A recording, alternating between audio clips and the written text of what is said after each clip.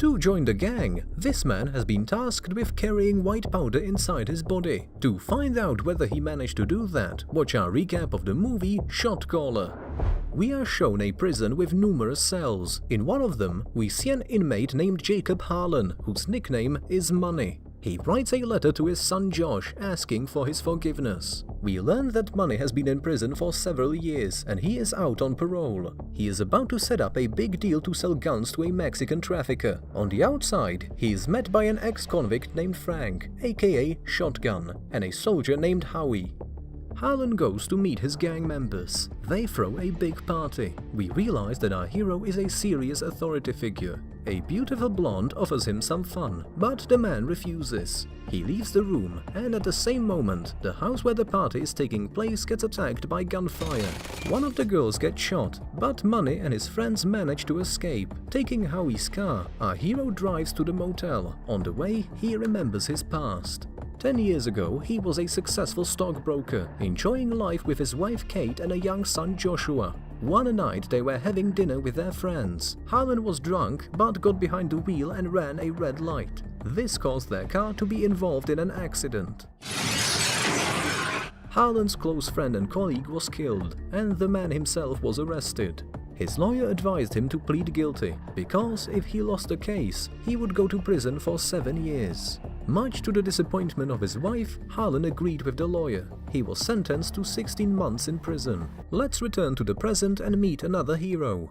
This is police detective Kutcher. He learns from an anonymous informant that Harlan is going to set up an illegal deal and begins to follow him. In the morning, Harlan and Howie sit in the car and go somewhere. They come to Harlan's old friend named Herman Gonzalez and clarify the terms of the deal with him. Afterward, he tries to figure out who arranged the assassination attempt on him at the party.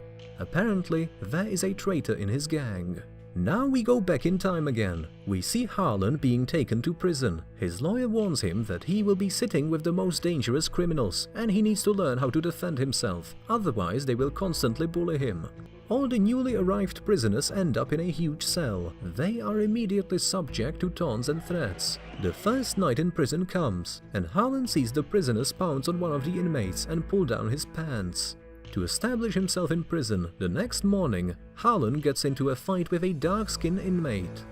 The guards arrive and spray pepper gas into their eyes. After this incident, Harlan is put in a holding cell for 30 days. When the man is released from solitary confinement, he is approached by a man nicknamed Shotgun. He is one of the members of the white racist gang. Harlan receives an invitation to join the gang. Realizing that the refusal can cost him dearly, Harlan agrees and begins to carry out the orders of the leader nicknamed Bottles. And they are actually bloody complicated.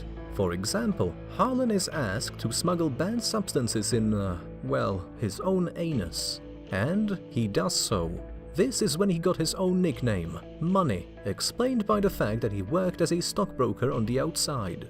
The man starts to get tattoos on his body, the symbols of the gang he joined, and his character quickly changes under the influence of the violent environment. Harlan gets a new task. He needs to deal with a snitch, a person who works for the guards in the prison. Harlan has his hands shaking with fear. Together with another prisoner, they drag the snitch into the cell, and Harlan takes his life with a sharp object. After a while, we see Bottles speaking with an inmate named Herman Gomez, the leader of the Mexican gang. Together, they are going to have a big showdown with the black prisoners, and Harlan is obliged to take part in it too.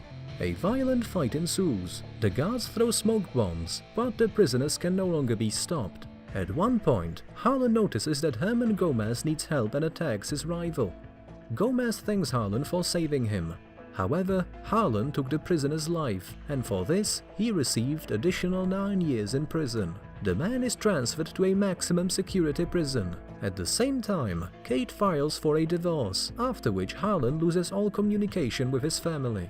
Harlan already knows the rules of prison behavior, so he regularly participates in fights and quickly gains the trust of the local gang leader, the Beast, and his sidekick, Chopper. As a result of one of the prison riots, Chopper takes the life of a guard and ends up on death row. Beast offers Harlan to become his trusted assistant. The latter agrees. Bribing a guard, Beast promises to arrange for Harlan's parole. In gratitude for this, our hero will have to make a criminal deal with the Mexicans, who are headed by the same Herman Gomez. At first, Harlan wants to refuse, but the Beast threatens to take the lives of his wife and son, so the man agrees as he wants to save his loved ones. And so we return to the moment when Harlan, having served his due time, is released and almost became the victim of an assassination attempt at a party. Detective Kutcher calls him and demands an explanation. Harlan lies, saying that he wasn't there. He goes to meet his ex-wife Kate and invites her for dinner. The man hands her an envelope containing a bank card. The woman refuses to take it, but Harlan insists. He promises that Kate will never see him again and walks away. Harlan arrives at a nightclub. There he meets with an accomplice and once again clarifies the details of the criminal deal. That's when we learn that the traitor is Shotgun. It is he who supplied the detective Kutcher with all the information he needs. He does this to get the girl he loves out of jail. However, in the meantime, Harlan is watching Shotgun and learns of his cunning plans. He returns to the motel and looks at his son's drawings, letters and photos. Suddenly, he hears a knock on the door. It's his ex-wife Kate. Together with an already grown-up Joshua, Harlan understands that he may be followed and abruptly cuts off communication with his son. The son is very hurt. The day before the deal with the Mexicans, Harlan tears up sheets and makes something resembling a rope with them. He sneaks out of the house through the window and takes a cab. At the cafe, Harlan meets up with Howie and takes his car. This is how he manages to get away from being followed. For the detectives believe that he is still sitting in his room. The deal day arrives. Shotgun hears a knock on the door and sees Harlan on the doorstep. Our hero attacks him from the threshold and wounds him with a sharp object. He accuses him of treason and takes his life. Harlan finds Shotgun's phone and puts it directly into the hands of his former accomplice. At this time, Kutcher himself shows up at Shotgun's house and sees that the informant is no longer alive, but he has Shotgun's phone in his hands and may be able to get information through it. Harlan arrives at the rendezvous point. There is a truck full of smuggled weapons. They check the cargo and hit the road. On the way, Harlan sends to Shotgun's phone the exact coordinates of the location of the deal. This message is read by Detective Kutcher, who immediately assembles a squad of cops. Suddenly, Harlan asks Howie for his gun and points it directly at the guy.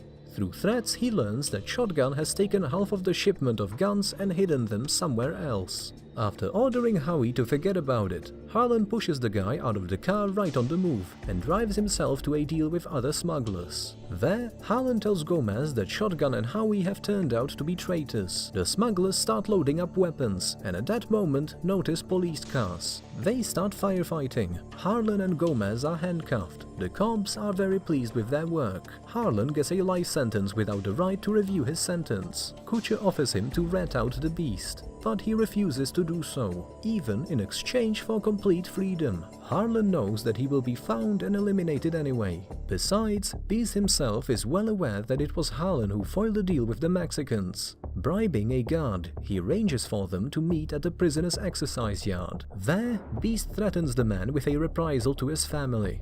However, Harlan has foreseen this too. At the meeting, he took a safety razor blade out of his prison purse, using it to uncuff himself and threatens to take the guard's life, pushing him to the cage. The Beast realizes that Harlan has deliberately sabotaged the deal so he can end up back in jail and reprisal him. And he is right. Harlan releases Beast from the cage and attacks him, holding his blade. A fierce battle for life ensues between them, and Harlan defeats his opponent. The Beast shows no more signs of life. Harlan offers the guard in the cage to make a deal. The guard will have to save Harlan from a death sentence, and the latter promises him many bribes from the prisoners. He can guarantee it, because now it's Harlan who is the new leader of the gang. The guard agrees and tells everyone that it was Beast who allegedly attacked Harlan with a razor, while he was only defending himself. Harlan is imprisoned. One day, he receives a letter from his son. He writes to his father as he has forgiven him and will always follow his advice. We now understand that Harlan did all of this to protect his family, and he managed to do so. Did you like the video? Then give us a like and don't break the law. This is Movie Cat, and everything we do for you.